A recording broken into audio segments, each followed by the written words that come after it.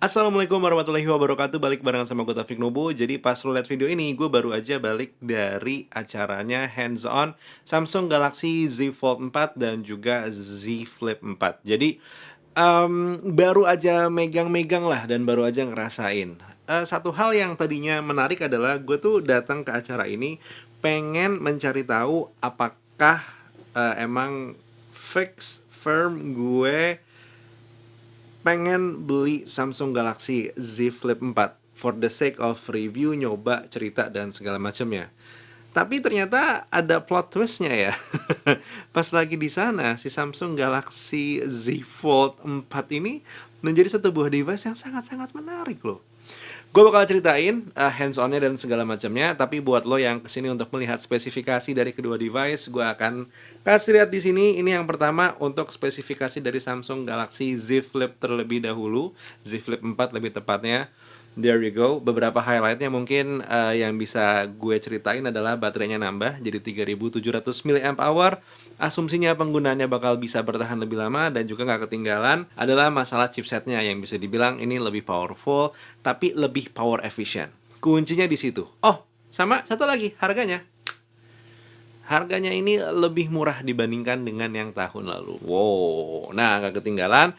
Untuk Samsung Galaxy Z Fold 4-nya, spesifikasinya seperti ini. Lagi-lagi highlightnya ini ada di bagian chipset. Nggak ketinggalan tentu juga adalah hadirnya layar dalam. Yang ini udah ada perbedaan up to 45% lebih kuat dibandingkan dengan generasi sebelumnya. Plus juga ada bagian under display kamera. Yang sekarang untuk bagian penutupnya ini sudah lebih baik dibandingkan dengan generasi sebelumnya. Jadi ya, harganya sama seperti tahun lalu. Good. Ada peningkatan tapi harganya sama. Tema dari kedua device ini ya sebenarnya itu adalah penyempurnaan lah dibandingkan dengan device dari tahun-tahun sebelumnya. Jadi bukan satu buah lip yang luar biasa baik dari harga ataupun juga spesifikasi. Jadi kontennya MKBHD yang bilang kalau kedua device ini temanya adalah refinement, gue sangat-sangat setuju. Pas gue megang Samsung Galaxy Z Flip 4 dulu deh, gue bisa merasakan ya di saat gue coba buka terus gue tutup ada semacam perbedaan di bagian hinge. Enggak, ini bukan cuma masalah lebih tipisnya aja, tapi rasanya lebih firm, lebih sturdy. Orang-orang bilang mungkin Vic jadi lebih keras loh. Ya, tapi itu adalah mungkin satu hal yang harus diambil supaya bisa lebih kokoh juga tuh untuk kita buka tutup buka tutup buka tutup. Yang by the way itu udah punya sertifikasi bisa sampai 200.000 kali buka tutup hinge-nya ya. Jadi hitungannya kalau sehari kita buka tutup handphone 100 kali itu bisa digunakan selama kurang lebih 5 sampai 6 tahun selama itu. Nah, untuk bagian layar dalamnya lagi-lagi memang ada sedikit penyempurnaan, dia bezelnya bisa lebih tipis, tapi satu hal yang menjadi highlight sebenarnya adalah bukan layar dalamnya, tapi bukan di situ. Yang menarik adalah bagian layar depannya. Mulai dari menampilkan avatar, terus lo juga bisa menampilkan notifikasi plus membalas secara singkat, dan gak ketinggalan tentu adalah menggunakan dia sebagai live preview dari aplikasi kamera menggunakan main kameranya ini yang emang sangat-sangat ditunggu-tunggu. Pas gua coba, either itu rekam video ataupun juga berfoto-foto, berjalan dengan lancar. Satu highlight yang bisa gue ceritain adalah di saat gue mencoba-coba bermain dengan si Samsung Galaxy Z Flip 4 ini, hasil kamera belakangnya gue belum bisa ngasih sampelnya saat ini sekarang, tapi kalau gue cuman ngeliat dari handphonenya aja, it's really good ya. Walaupun emang ya ini kebantu banget dengan pencahayaan yang terang gitu ya, tapi menurut gue untuk hasil satu buah kamera handphone ini sudah oke. Oh, satu lagi, kalau misalkan lo pengen ngantongin handphone ini sekarang punya ukuran yang emang terasa lebih kecil gitu ya. Jadi dimasukin di kantong itu oke lah, terutama kalau lo yang doyannya pakai skinny jeans, tenang aja sebenarnya, nggak terlalu mengganggu juga di bagian celana sebenarnya. Dan ya, jadi setelah bermain-main beberapa saat dengan Z Flip 4, I feel okay, this device is actually good. I think I have to pre-order it for the sake of review gitu kan.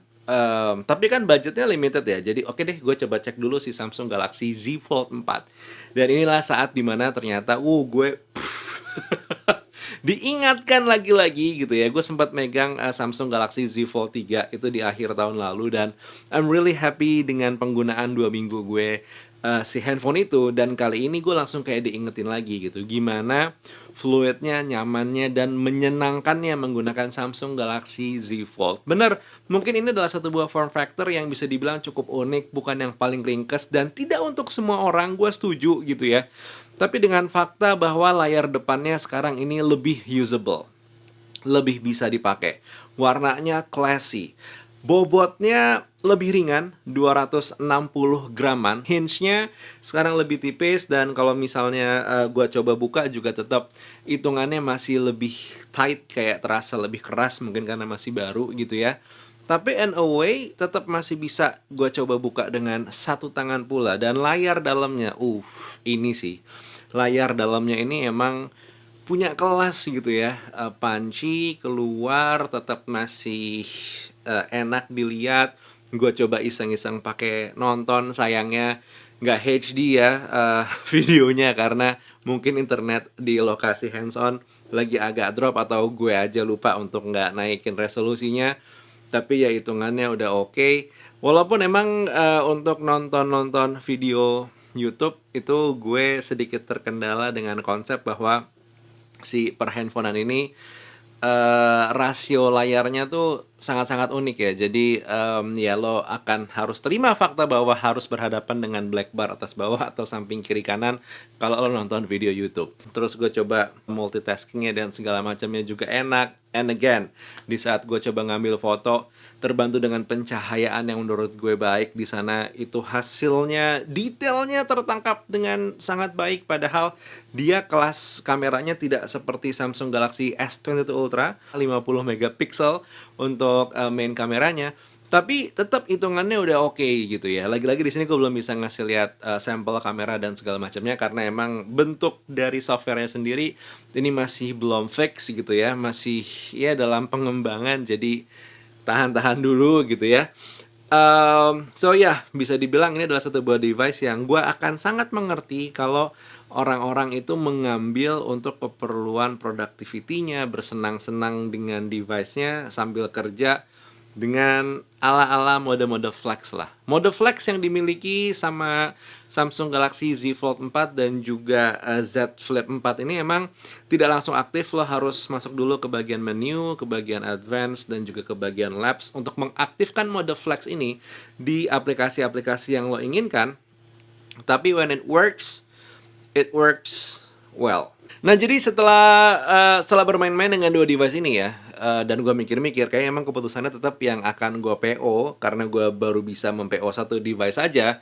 Jatuhnya lebih ke Z Flip 4, karena gue belum pernah mencoba ekstensif jenis handphone ini, dan yang kedua, gue pengen coba istri gue yang make, dan dia cerita ke gue gimana experience penggunaan sehari-harinya.